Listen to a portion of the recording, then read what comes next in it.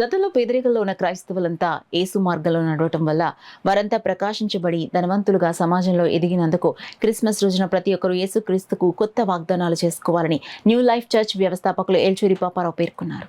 Kakinada Christian community హాల్లో new life చర్చ్లో Christmas వేడుకలు ఘనంగా నిర్వహించారు.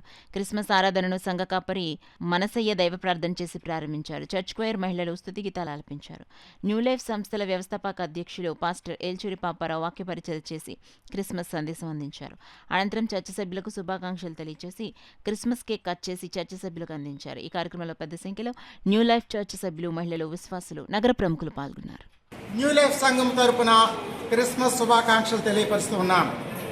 ఈ క్రిస్మస్ సందర్భముగా మీకు తెలియపరిచేటువంటి ఏమిటంటే, తండ్రి అయినటువంటి దేవుడు తన కుమారుడు యేసుక్రీస్తు ప్రభు వారిని ఈ భూమి మీదకి పంపించాడు. పంపించవలసినటువంటి అవసరత ఏంటంటే, ఈ భూమి మీద ఉన్నటువంటి మానవులందరూ కూడా పాపములో వారు కూరుకొని పోయారు.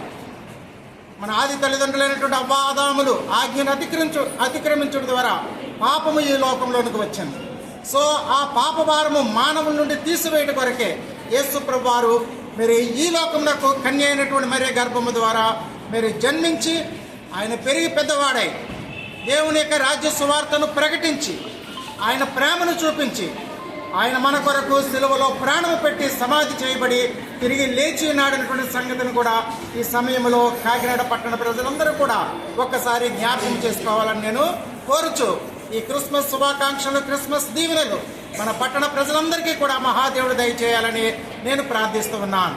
God bless you. I wish you A happy Christmas.